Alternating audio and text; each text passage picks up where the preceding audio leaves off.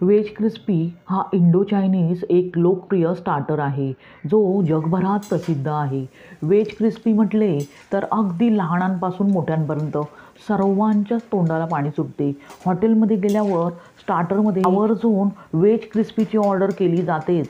तर हे veg crispy घरच्या घरी बनवले तर आज आपण भरपूर भाज्या वापरून घरातील उपलब्ध साहित्यात वेज क्रिस्पी कसे बनवायचे ते पाहणार आहोत.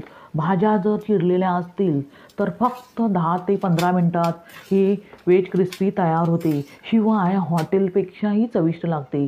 इथे दाखविल्याप्रमाणे जर तुम्ही वेज क्रिस्पी बनवले तर ते परफेक्ट होणारच.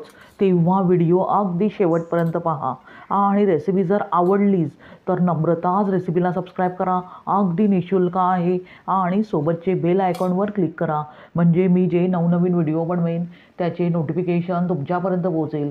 लाईक करा आणि आपल्या मित्रमैत्रिणींना शेअर करा. चला तर मग लज्जतदार असे वेज क्रिस्पी बनवायला सुरुवात करूया. वेज क्रिस्पी बनवण्यासाठी प्रथम आपण एक बॅटर तयार करून घेऊया. त्यासाठी इथे मी एक बाउल घेतला आहे. आता त्यात आपण अर्धी वाटी मैदा घालूया. मैदा घातल्यानंतर आपण एक एक करून जिन्नस ॲड करणार आहोत. त्यानंतर 4 चमचे कॉर्नफ्लॉवर, पाव वाटी तांदूळाचे पीठ. तांदूळाच्या पिठामुळे ही भाजी अगदी शेवटपर्यंत कुरकुरीतच राहतात. त्यानंतर अर्धा चमचा मिरपूड. मिरपूडही तुम्ही तुमच्या आवडीनुसार इथे कमी जास्त करू शकता. त्यानंतर 1 चमचा आलं आणि लसूणचा ठेचा घालूया आणि त्याबरोबरच मीठ चवीनुसार घालूया आणि आवश्यकतेनुसार ह्यामध्ये पाणी घालून फ्लोईंग कन्सिस्टन्सी म्हणजेच भजीच्या पिठाप्रमाणे अगदी बॅटर व्यवस्थितपणे तयार करून घेऊया. पाहू शकता अशा प्रकारे बॅटर बनवून घ्यायचे आहे.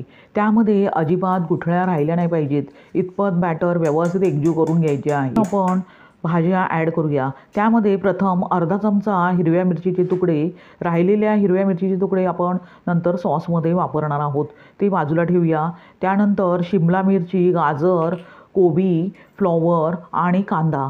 आता ह्या सर्व भाज्या आपण बॅटरमध्ये चमच्याने अगदी व्यवस्थित एकजीव करून घेऊया. भाज्या कोणत्याही तुम्ही इथे तुमच्या आवडीनुसार वापरू शकता.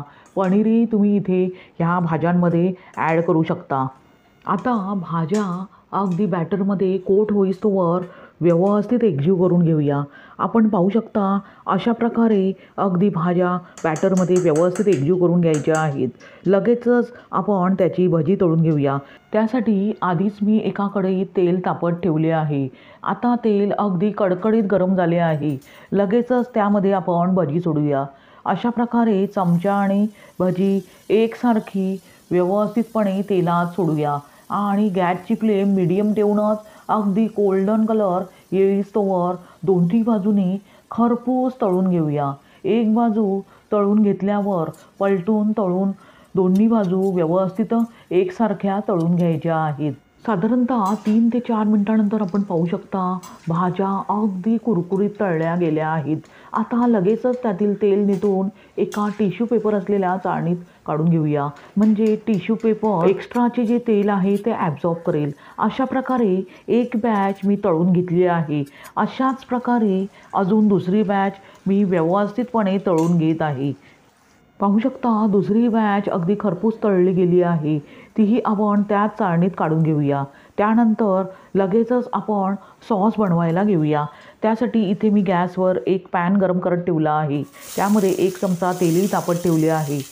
1 चमचा लसूण आणि एक बारीक चिरलेला कांदा घालूया आणि कांदा अगदी ट्रान्सपरंट होईस्तोवर साधारणतः 1 मिनिटभर व्यवस्थित परतून घेऊया. कांदा फक्त ट्रान्सपरंट इथे करायचा आहे.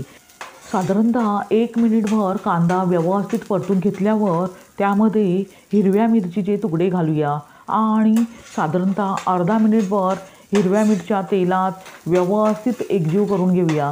त्याचा कच्चेपणा पूर्णपणे गेला पाहिजे इतपत मिरच्या व्यवस्थित परतून घ्यायच्या आहेत. त्यानंतर 2 चमचे टोमॅटो सॉस घालूया. त्याबरोबरच एक एक करून आपण सॉस त्यामध्ये ॲड करणार आहोत. 1 चमचा सोया सॉस आणि त्याबरोबरच 1 चमचा शेजवान सॉसही घालूया. शेजवान सॉस आणि सोया सॉस याचे प्रमाण तुम्ही तुमच्या आवडीनुसार इथे कमी जास्त करू शकता. त्यानंतर चवीनुसार मीठ घालूया. सॉसमध्ये मीठ असते त्यामुळे इथे बेतानेच मिठाचा वापर करायचा आहे आणि व्यवस्थित एकजीव करून घेऊया. आणि त्याबरोबरच अर्धी वाटी पाणीही घालूया आणि सॉस थोडासा 1 मिनिटभर अगदी व्यवस्थित एकजीव करून घेऊया. आपण पाहू शकता सॉस पूर्णपणे तयार झाला आहे. आता त्यात आपण तळून घेतलेल्या भाज्या घालूया आणि भाज्या 1 ते 2 मिनिटे सॉसमध्ये कोट होईस्तोवर व्यवस्थित एकजीव करून घेऊया. पाहू शकता भाज्या अगदी सॉसमध्ये व्यवस्थित कोट झाल्या आहेत.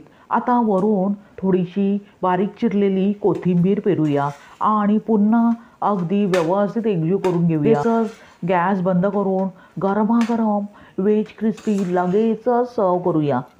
अशा प्रकारे तयार झाले बघता क्षणी तोंडाला पाणी सुटणारे असे व्हेज क्रिस्पी. आता हॉटेलमध्ये जाऊन व्हेज क्रिस्पी ऑर्डर करण्यापेक्षा घरच्या घरी चविष्ट असे व्हेज क्रिस्पी तुम्ही बनवून त्याचा आस्वाद घेऊ शकता. फक्त व्हेज क्रिस्पी बनवताना घ्यावयाची काळजी म्हणजे व्हेज क्रिस्पीचे बॅटर बनवल्यानंतर लगेचच भाज्या एकजीव करून भाज्या तळून घ्यायच्या आहेत. नाहीतर भाज्यांना पाणी सुटून बॅटर पातळ होण्याची शक्यता असते. ही काळजी जरूर घ्यावी. इथे तांदूळाचे पीठ वापरल्यामुळे भाज्या मऊ पडत नाहीत, कुरकुरीतच राहतात. भाज्या तळताना तेल कडकडीत गरम असावे म्हणजे भाज्या कुरकुरीत तळल्या जातात, जास्त तेलकट होत नाहीत. भाज्या तळून घेतल्यावर लगेचच सॉसमध्ये गोळवून टॉस करून घ्यायचे आहे आणि गरमागरम व्हेज क्रिस्पी लगेचच सर्व करायचे आहे. अशा प्रकारे चमचमीत व्हेज क्रिस्पी तुम्ही बनवा आणि त्याचा आस्वाद घ्या. तुम्हाला ही रेसिपी कशी वाटली ते कमेंट करून सांगा आणि रेसिपी जर आवडलीच तर नम्रताच रेसिपीला सबस्क्राईब करा. अगदी निःशुल्क आहे. लाईक करा आणि आपल्या मित्रमैत्रिणींना शेअर करा.